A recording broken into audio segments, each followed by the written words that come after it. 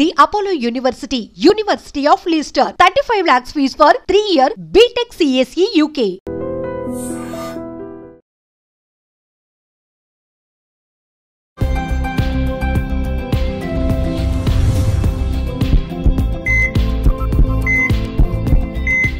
నమస్తే, welcome to healthy conversations with iDream India. నేను మీ ఝాన్సీ. సో ఈరోజు మనం మెడికల్ హాస్పిటల్లో ఉన్నాము. Doctor Sunil Apsing, arthroscopic joint replacement surgeon మనతో ఉన్నారు. సో సార్ని అడిగి ఈరోజు ఒక వాల్యుబుల్ కాన్సెప్ట్ గురించి తెలుసుకునే ప్రయత్నం చేద్దాం. నమస్తే సార్. నమస్తే అండి. సార్, చాలా మందికి ఏంటంటే ఈ జాయింట్స్ అనేవి అంటే హ్యాండ్స్ అప్లిఫ్ట్ చేయలేకపోవడం, పైకి లేపలేకపోవడం ఇలాంటివి జరుగుతూ ఉంటాయి కదా. సో ఇది ఏజ్ వాళ్ళకి జరుగుతుంది. కామన్గా ఇప్పుడున్న జనరేషన్ అయితే 30-40 కూడా చాలా వీక్ బోన్స్ ఉంటూ ఉంటున్నాయి. వీటికి గల కారణాలు ఏంటి, ట్రీట్మెంట్ ఎలా ఉంటుంది డిస్కస్ చేద్దాం. ఈ చెయ్యి పైకి లేకపోవడం, లేపరాకపోవడం అన్నది ఇది నార్మల్గా షోల్డర్ దగ్గర జరుగుతుంటుంది. మన షోల్డర్ అంటే భుజం దగ్గర ఈ మూమెంట్ జరుగుతుంటుంది. ఆ మూమెంట్ తోటే మనం చేతిని మనము ఏ పని చేయాలన్నా కానీ అదే రీజన్ మనం ఏ పని చేయాలన్నా చేతిని ఎక్కడైనా స్పేస్లో పెట్టాలంటే మనకు భుజం కావాలి. ఆ భుజం సపోర్ట్ బేస్ లేకపోతే మనం చేతిని ఎక్కడ పెట్టలేము. సో ఈ భుజం ప్రాబ్లమ్స్ ఉన్నప్పుడు మనకు చాలా సివియర్ ఇష్యూస్ వస్తుంటాయి. ఈ భుజం ప్రాబ్లమ్స్ ఉన్న వాళ్ళకు చేతిని స్పేస్లో పెట్టలేరు, స్టేబుల్గా ఉంచలేరు. అయితే వాళ్ళు ఏ పని చేయడానికి కూడా చాలా ఇబ్బంది అయిపోతుంది. ఎట్లనైతే మోకాళ్ళ ప్రాబ్లం ఉండి నడవడానికి ఇబ్బంది అవుతుందో అట్లా మన చెయ్యి పని చేయడానికి ఈ భుజం అన్నది చాలా strong base. Day to day లైఫ్లో వాళ్ళ వర్క్స్ చేసుకోలేకపోవడం కానివ్వండి, అంటే ఒక ఈజీ లైఫ్ స్టైల్ కాకుండా కొంచెం ఇబ్బంది పడే చాలా కష్టం అవుతుంది. ఎవరికైతే ప్రాబ్లం ఉంటుందో వాళ్ళకి తెలుస్తుంది అనమాట. సింపుల్ థింగ్స్ ఎట్లా అంటే మనం అనుకుంటాం ఇప్పుడు కోమ్ చేసుకోవడము, షర్ట్ బటన్స్ పెట్టుకోవడము, ఆడవాళ్ళకు బట్టలు వేసుకోవడము, జుట్టు దూకోవడము, ఇవి కూడా చాలా ప్రాబ్లం అయిపోతాయి. చాలా పెద్ద ఇష్యూస్ అయిపోతాయి. అంటే మీరు ఆలోచించండి, పొద్దున్న పనికి వెళ్ళాలి, ఆడవాళ్ళు కోమ్ చేసుకోలేకపోతున్నారు, లేకపోతే బట్టలు వేసుకోవడానికి, బ్లౌజ్ వేసుకోవడానికి ఇబ్బంది అవుతుంది. ఎంత కష్టమైంది. అందరినీ హెల్ప్ అడగలేరు కదా ప్రతిసారి. దీనికి డిఫరెంట్ టైప్స్ ఆఫ్ రీజన్స్ ఉంటాయి. ఏజ్ని బట్టి ఆ ప్రాబ్లం ఏందన్నది డిఫరెంట్ అవుతుంటుంది. నార్మల్గా ఈ ప్రాబ్లమ్స్ యంగర్ ఏజ్లోనేమో ఇంజురీతో అవుతుంది, ఏదో దెబ్బ తాకడం, యాక్సిడెంట్ అవ్వడం అట్లాంటి వాటితో అవుతుంది. ఏజ్ పెరుగుతున్న కొద్దీ ఈ షోల్డర్లో 2-3 ప్రాబ్లమ్స్ ఉంటాయి. ఒకటేమో ఫ్రోజన్ షోల్డర్ అంటాం, ఎవరైతే డయాబెటీస్ ఉన్నారో వాళ్ళకు వస్తుంది, ఎక్కువ ఉంటుంది. రెండోదేమో షోల్డర్లో మసిల్స్ ఉంటాయి. జాయింట్ లోపల 4 మసిల్స్ ఉంటాయి, రొటేటర్ కఫ్ అని. ఈ మసిల్స్ ఫంక్షనింగ్లో ఏమాత్రం తేడా వచ్చినా కానీ ఇలాంటి ప్రాబ్లమ్స్ వస్తూ ఉంటాయి. అది సో ఇప్పుడు మరి దీనికి ట్రీట్మెంట్ ఏముంటుంది? మెడికేషన్ త్రూ ఏమైనా తగ్గించుకునే ఛాన్సెస్ ఉంటాయి? ఈ మసిల్స్లో వేరే వేరే ప్రాబ్లమ్స్ వస్తాయి. ఫస్ట్ చిన్నగా ఉన్నప్పుడు ఏమవుతుంది, ఒట్టి మసిల్లో వాపు ఉంటుంది, అంత పెద్ద ఇదేం ఉండదు.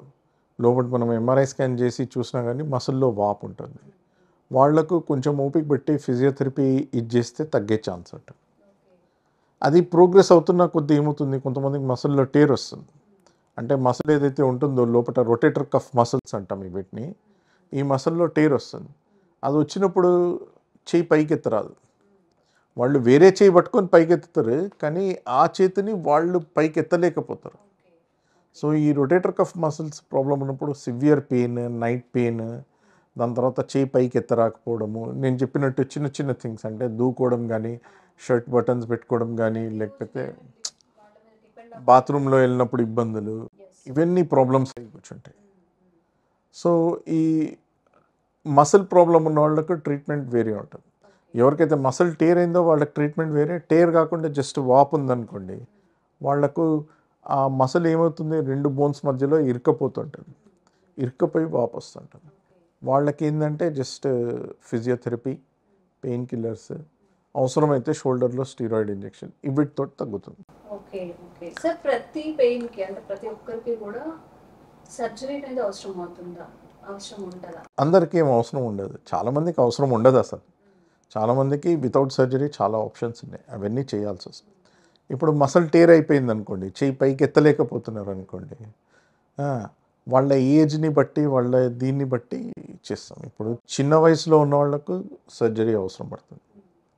అదే 65, 70, 75 ఉన్నారు, వాళ్ళకి కొంచెం మసిల్ టేర్ ఉంది, కాకపోతే ఫంక్షన్ పూర్తిగా ఉందనుకోండి, వాళ్ళకి ఏమీ చేయం, వాళ్ళకి అవసరం ఉండదు. కాకపోతే చిన్న వయసులో ఉన్నప్పుడు ఈ మసిల్ టేర్స్ అన్నవి అయితే కానీ దానికి సర్జరీ చేయించుకోవడమే బెటర్ ఆప్షన్. Okay okay. ఒకవేళ చేయించుకోలేదు, మెడికేషన్తో తగ్గించుకుంటాము, లేకపోతే నెగ్లెక్ట్ చేస్తే ఏదైనా రిస్క్ ఫ్యాక్టర్స్ ఇన్వాల్వ్ అయినా సరే మీరు ఇప్పుడు మీరు ఆలోచించండి, ప్రతి మసిల్ మన బాడీలో మనం యూజ్ చేయలేదనుకోండి ఏమైపోతుంది, మసిల్ వీక్ అయిపోతుంది. సో ఆ మసిల్ ఫంక్షన్ ఏదైతే ఉందో అది పోతుంది. దాని తర్వాత మళ్ళీ మసిల్ని బిల్డ్ చేయడం అన్నది చాలా కష్టం, ఎస్పెషలీ ఏజ్ వస్తున్న కొద్దీ. ఇప్పుడు 30s 40sలో ఉన్నవాళ్ళు బిల్డ్ చేస్తారేమో, 50s 60sలో ఉన్నవాళ్ళు వాళ్ళకి ఇంకా కష్టం అవుతుంది. సో ఈ మసిల్ టేర్ అన్నది ఏదైతే ఉందో అది ఒక్కసారి స్టార్ట్ అయితే అది ఇంకా ఇంకా పెద్దగా అయ్యే ఛాన్సెస్ చాలా ఎక్కువ ఉంటాయి. అది అయినప్పుడు ఏమవుతుంది, చిన్న ప్రాబ్లం ఏదో పెద్దగా అవుతుంది. ఇప్పుడు మీరు బట్ట కుట్టాలి, అరిగిపోయిన బట్టకు కుట్లు వేయొచ్చా? వేయరాదు కదా. కొత్త బట్ట ఉంటే 4 కుట్లు వేయొచ్చు, ఎక్స్పెక్ట్ చేయొచ్చు అది కొన్ని రోజులు పనిచేస్తుందని. ఇది కూడా అట్లాంటిదే. సో చిన్న వయసులో ఉన్నప్పుడు మంచి క్వాలిటీ మసిల్ ఉన్నప్పుడు దాన్ని కుట్లేయడం చాలా ఎసెన్షియల్. కొంతమంది భయపడి కానీ, నెగ్లెక్ట్ చేసి కానీ, లేకపోతే వాళ్లకు తెలియక కానీ చేయించుకోరు, సర్జరీ ప్రొలాంగ్ చేసుకుని ఉంటారు. అప్పుడు ఏమవుతుంది, ఏదైతే సర్జరీ సింపుల్గా చేయొచ్చో దాన్ని కాంప్లికేటెడ్ అవుతుంది. ఓకే అది ఓకే. సో ఎవరికైనా కానీ ఇట్లా ఒక సర్జరీ అవసరం అవుతుంది లేదా నాకు ఈ పెయిన్ ఉంది అనేది ఎట్లా తెలుస్తుంది సార్? అంటే సివియర్ పెయిన్ ఉంటుందా, ముందుగా డిటెక్ట్ చేసుకొని మనం ప్రివెన్షన్ చేసుకోవడానికి ఏమైనా ఉన్నాయా? అంటే నెంబర్ 1 మీరు అన్నట్టు పెయిన్, ఎస్పెషలీ రాత్రిపూట పెయిన్.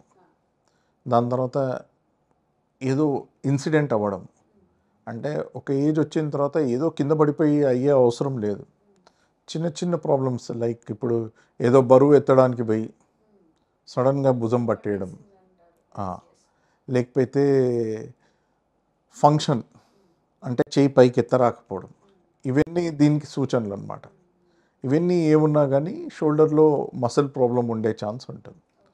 సో అది ఉన్నవాళ్ళు ప్రాపర్గా ఎవాల్యుయేట్ చేయించుకొని ప్రాపర్గా దాన్ని డయాగ్నోస్ చేయించుకొని అప్పుడు దాన్ని ట్రీట్ చేయాలి. సో దీనికి ట్రీట్మెంట్ ఎలాగా, అంటే ఏజ్ గ్రూప్స్ ఏమైనా ఇన్వాల్వ్ అయి ఉంటాయి ట్రీట్మెంట్ కోసం? ట్రీట్మెంట్ ఎలా అంటే, ఇప్పుడు ఎవరైతే తొందరగా వస్తారో, అంటే మసిల్ టేర్ అయ్యి తొందరగా మా దగ్గరకు వచ్చి వాళ్ళ మసిల్ క్వాలిటీ మంచిగా ఉంది అంటే వాళ్ళకి రిపేర్ చేయొచ్చు.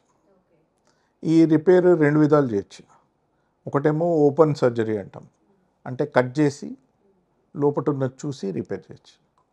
రెండోదేమో ఆర్థ్రోస్కోపీ అంటాం, అంటే ఎండోస్కోపీ లాగా జాయింట్ చుట్టూ చిన్న చిన్న కట్స్ చేసి జాయింట్ లోపల ఒక కెమెరా పెట్టి ఆ కెమెరా ద్వారా సర్జరీ చేస్తాం.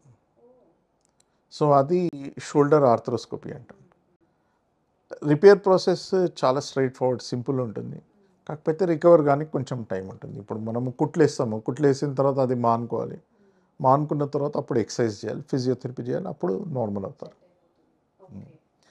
ఎలానైతే ఏజ్ పెరుగుతూ పోతుందో, ఇప్పుడు 65, 70, 75 ఇయర్స్ వాళ్ళకి ఇలా మసిల్ టేర్ అయిపోయి వాళ్ళకి ప్రాబ్లం ఉందనుకోండి, వాళ్ళ మసిల్ క్వాలిటీ అంత బాగాలేదు, లేకపోతే ఈ టేర్ మనము రిపేర్ చేయరాదు అనుకున్నాము, వాళ్లకు షోల్డర్ రీప్లేస్మెంట్ అంటే భుజం మార్పిడి చేసే అవసరం పడుతుంది. వాళ్లకు రివర్స్ షోల్డర్ రీప్లేస్మెంట్ అంటాము, ఆ సర్జరీ అవసరం పడుతుంది ఆ ఏజ్లో. సార్ ఇప్పుడు పిఆర్పి ఇంజెక్షన్స్ అవన్నీ వస్తున్నాయి కదా, అది ఇక్కడ కూడా చేస్తారు సార్? చేస్తారు సార్. ఇప్పుడు పిఆర్పి ఇంజెక్షన్స్ అనేవి చాలా పాపులర్గా చెప్పుకుంటున్నారు కదా సార్, ఇవి ఏమైనా యూస్ఫుల్ అవుతాయి సర్జరీస్లో? ఇంకోండి, పిఆర్పి అన్నది ఇప్పుడు చాలామంది చాలా విధాల దాన్ని అడ్వర్టైజ్ చేస్తున్నారు, సరేనండి. కాకపోతే మనం చూడాల్సింది ఏంది, అడ్వర్టైజ్మెంట్ కాదు, మనం చూడాల్సింది దాని వెనకాల ఎంత సైన్స్ ఉంది, ఏం ప్రూఫ్ ఉంది. అయితే ఇలాంటి ప్రాబ్లమ్స్కి పిఆర్పి ఇంజెక్షన్ పనిచేస్తుందని చెప్పేసి ప్రపంచంలో ఎక్కడ ప్రూఫ్ లేదు. అది ఈ హీలింగ్ ప్రాసెస్ని ఇంప్రూవ్ చేయగలదా అంటే ఇప్పటివరకు ఎవరికి తెలియదు, దాని మీద గట్టి ప్రూఫ్ లేదు. అయితే రిపేర్ చేశాక మీరు పిఆర్పి ఇస్తారా హీలింగ్ని ఇంప్రూవ్ చేయడానికి అని క్వశ్చన్ అడగొచ్చు. కాకపోతే దానికి కూడా ప్రూఫ్ లేదు. ఓకే. మేము సర్జరీ చేసేటప్పుడు ఏం చేస్తామంటే లోపల ఏవైతే టిష్యూస్ ఉంటాయో ఆ టిష్యూస్ని షేవ్ చేస్తాం కొంచెం. ఈ టిష్యూస్ని ఇవన్నిటిని షేవ్ చేసినప్పుడు ఈ పిఆర్పిలో ఉండే సబ్స్టెన్సెస్ అవన్నీ న్యాచురల్గా అక్కడికి వచ్చేస్తాయి. అవే హీలింగ్ని ప్రమోట్ చేస్తాయి. ఓకే. ఓకే. సో ఇప్పుడు ఈ పిఆర్పి త్రూ మనం ఇంకా సర్జరీని అవాయిడ్ చేయొచ్చా సార్, లేకపోతే సర్జరీ కూడా చేసుకోవాల్సి ఉంటుందా? ఇది చాలా పెద్ద అపోహ. పిఆర్పి ఇస్తే సర్జరీ అవాయిడ్ అవుతుందని. సర్జరీ అంటే అందరికీ భయమే. సర్జరీ ధైర్యంగా నేను ఆడుతూ పాడుతూ నవ్వుతూ వచ్చి నేను చేసుకుంటాను అంటే మాకు భయం. ఓకే. సర్జరీ అంటే భయపడాల్సిందే కదా. సో అందరూ ఈ చిన్న చిన్న ట్రీట్మెంట్స్ ఏమైనా ఉన్నాయా, పిఆర్పి తీసుకోవచ్చా, ఇదా అదా, చాలామందికి అనిపిస్తుంది. కరెక్టే, వాళ్ళ ఆశల్ని మనము రాంగ్ అని చెప్పలేము. కాకపోతే ఈ పిఆర్పి ఇవిటితోటి ఇట్లాంటి ప్రాబ్లమ్స్ ట్రీట్ చేయగలమా అన్నదానికి ప్రూఫ్ లేదు. సో నన్ను అడిగితే చాలామంది వాళ్ళ వాల్యుబుల్ టైం వేస్ట్ చేస్తున్నారు వీటి మీద, మనీ కూడా. సరేనండి. సో మీరు ఎంత లేట్ చేస్తారో, ఎస్పెషలీ యంగర్ ఏజ్ గ్రూప్లో 35 to 60, 65 యంగర్ ఏజ్ గ్రూప్లో వెయిట్ చేసి పిఆర్పి అని అదని ఇదని అన్నీ ట్రై చేసి అప్పుడు సర్జరీకి వస్తారో అప్పుడు బాధ అనిపిస్తుంది. ఎందుకంటే ఏదైతే సింపుల్గా అయిపోయే సర్జరీ ఉందో దాన్ని కాంప్లికేట్ చేసుకొని వచ్చి అప్పుడు సర్జరీ కూడా కష్టం ఉంటుంది. సో ఇందాక కూడా మనం ఒక విషయం డిస్కస్ చేసాము, పిఆర్పీస్ అనేది మాత్రం పర్మనెంట్ సొల్యూషన్ కాదు, అవి కొంచెం రిలీఫ్ ఇచ్చేవే. అండ్ మీరు ఏదైనా ఈ రిలేటెడ్ ఇష్యూస్ ఫేస్ చేస్తున్నప్పుడు ఎంత పాసిబుల్ అయితే త్వరగా డాక్టర్ని సంప్రదించి వాళ్ళ సజెషన్తో మెడికేషన్ కానీ either PRPs injections or surgery through వెళ్తే మంచిది. ప్రొలాంగ్ చేసుకునే కొద్దీ సివియారిటీ అనేది పెరుగుతుంది కాబట్టి. అండ్ మీకు ఎలాంటి డౌట్స్ ఉన్నాయని కామెంట్ చేయండి. సునీల్ సార్ త్రూ క్లారిఫికేషన్ ఇచ్చే ప్రయత్నం అయితే చేస్తాం. Thank you so much. Thank you.